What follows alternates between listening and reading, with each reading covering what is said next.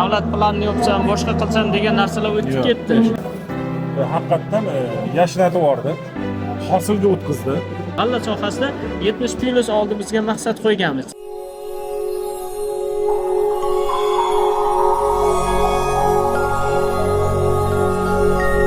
Nima uchun olgansiz dorini, aynan nima uchun ishlatganligingizni aytib bersangiz, bu fermer uchun qiziq. Chunki realni olgan natijangiz, haqiqatdan mana fermerlarimiz bor.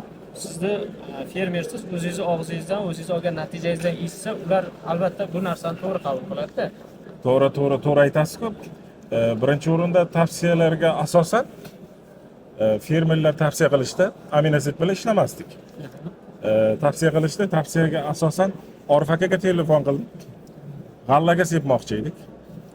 G'allaga sepib yuqori hosildorlik olmoqchi edik. Endi g'allaga sal kechikib qoldik-ku. Paxtaga sepdik. O'sha paxtani qaysi davriga to'g'ri kelib qolishini sepishingiz? Paxtani bir sug'arib olganimizdan keyin o'sha ikkinchi o'g'itlash nimasiga aminoasid sepdik. Bir zapravkasiga bir kanistrdan soldik. Ya'ni universalni solgansiz. Universalni soldik, universal preparat aminoasid. Haqiqatdan yashnatib yubordi. Hosilga o'tkazdi. Shu darajada gullab, hosilga o'zib o'sha ko'rakni ko'tarilmay qoladigan darajada hosil berdi-da. O'sha ba'zi bir paxtalar yiqilib ham qolaverdi. Hosildorlik yaxshi bo'ldi. Xudoga shukr. Terib oldik. O'shaning uchun ham shu yil Orif akaga ham telefon qildik. O'zim shaxsan uchrashamiz keldik. O'zimiz ham niyat qilib keldik, ko'rib qolarmikanmiz o'shani. Yana shartnoma qilamiz, birga ishlashamiz, hali g'allaga sepamiz, paxtaga. Bu yoq agronom o'zi mutaxassis fikrlarini bildirib turadi. Sepamiz, birga ishlashamiz. Inshaalloh. Xohlasa. İşte veramiz.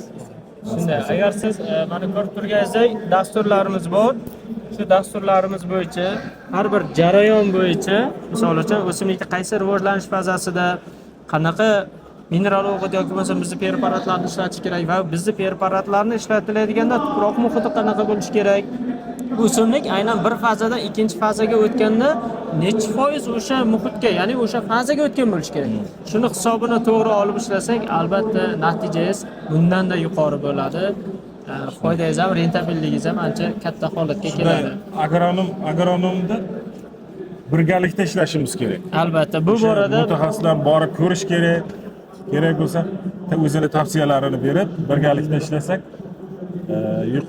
yuqori hosildorlikka erishamiz. Albatta, bu borada biz sizga yordam berish har doim tayyormiz. Xohlagan ekiningiz, xohlagan payti qanaqadir muammo yoki nimadir holat bo'lsa, bemalol tortinmasdan Orifjon akaga murojaat qilsangiz, qolgan barcha tavsiyalarni bemalol beramiz va xudo xolasa natijalarni bundan-da yuqori qilib fermerlarga o'rnak bo'ladigan. Endi oldingi holatdagi faqat sentiner nima deydi, davlat planini yopsam, boshqa qilsam degan narsalar o'tib ketdi. Endi imkon qadar yuqori, ya'ni biz hozir shunaqangi yo'nalishdan tanladikki, aynan g'alla sohasida ham qishloq xo'jaligining barcha sohalarida o'zini yo'nalishini tanladik. G'alla sohasida 70+ oldimizga maqsad qo'yganmiz. Ya'ni o'sha sentinerlar, nimalar, bizda tavsiyalar to'g'ri har bir jarayonni o'simlik bilan gaplashib to'g'ri bajara olsak va shu muhitda to'g'ri yaratib bera olsak, albatta hosildorlik undan yuqori bo'ladi. Nima uchun aynan O'zbekistonda fermerlar hosildorlikni oshirishi qiynalyapti?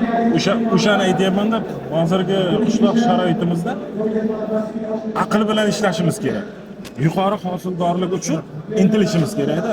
Xuddi shunday. Boyagi planda to'ldirsam bizga indamaydi yoki nima qilmaydi degan davr o'tib ketdi.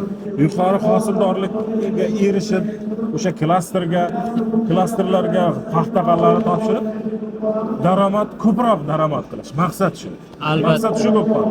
Albatta, chunki hosildorligingiz ortgandan keyin siz albatta ilm bilan, tajriba bilan kerakli vaqtda yondashsangiz, hosildorlik ortadi. Siz o'zingiz uchun qulay bo'lgan barcha turdagi texnikalardan, zamonaviy uskunalardan foydalanasiz. Bu esa o'z-o'zidan fermer xo'jaliklarimizni rivojlanishda asosiy turtkilardan biri bo'ladi.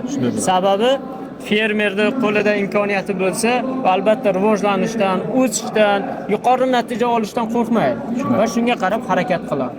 Aynan shu bizni maqsadimiz shu. O'zbekiston bo'yicha barcha fermerlarimizni faqat bug'doy g'alla emas, an'anaviy, noan'anaviy ekinlar bo'yicha barcha qamrov bo'yicha yuqori hosildorlikka olib chiqish va bu borada sizga o'xshagan fermerlarning ko'payishini so'rab qolamiz. Sababi ilmga tayangan, tajribaga ishongan va bu bilan birgalikda hamkorlikda ishlaydigan fermerlar albatta shunaqa yuqori natija olishlari kerak. Shunday.